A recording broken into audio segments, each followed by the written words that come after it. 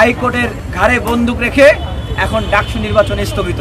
এটা শুধুমাত্র ডাকসু নির্বাচন নয়, এটা ঢাকা বিশ্ববিদ্যালয়ের শিক্ষার্থীদের অধিকার প্রতিষ্ঠার আন্দোলন।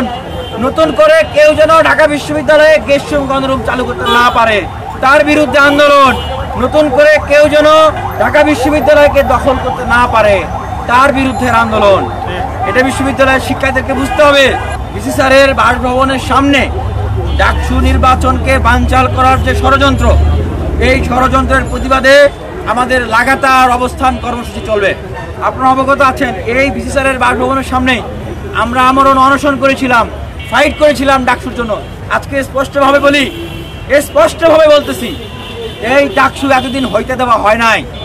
যে প্রভাব এতদিন ডাকসু হইতে দেয় নাই, যখন দেখেছে শিক্ষার্থীরা ডাকসু চাচ্ছে, আমরা ফাইট করতেছি, তখন তারা না পেরে তফসিল ঘোষণা করেছে। এতদিন তারা বিভিন্ন ইস্যু খুঁজেছে যে কোন ইস্যু দিয়ে বিশ্ববিদ্যালয়ে একটা গন্ডগোল তৈরি করা যায়, ককটেল মারো, হলে হলে ক্যাবাস লাগা।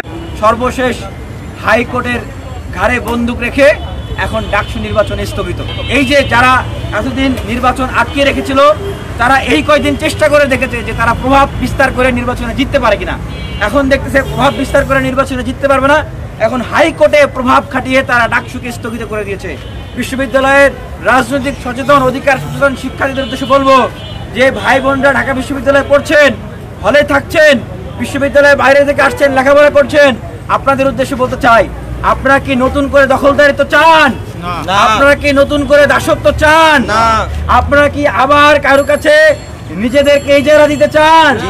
যদি না চান, এই ডাকসুর জন্য আপনারা রাজপথে নেমে আসেন। এটা ডাকসুর জন্য না, প্রিয় বিশ্ববিদ্যালয়ের শিক্ষার্থী ভাই বোনেরা, এটা আপনার অধিকারের জন্য, আপনার নিরাপত্তার জন্য, আপনার ভবিষ্যতের জন্য। প্রিয় বোনটি, এটি আপনার ভবিষ্যতের জন্য, আপনার নিরাপত্তার জন্য। নাহলে আবারও লেজুর ভিত্তির রাজনীতিতে আপনি আবদ্ধ হয়ে যাবেন, আপনাকে দাস বানানো হবে, আপনি গোলাম হয়ে যাবেন। আবারও এই ঢাকা বিশ্ববিদ্যালয়ে যারা দখলদারিত্বের রাজনীতি প্রতিষ্ঠা করার জন্য পায়তারা করছে, তারা এতদিন ডাকসু হইতে দেয় নাই, তারা এতদিন ডাকসুর বিরোধিতা করেছে।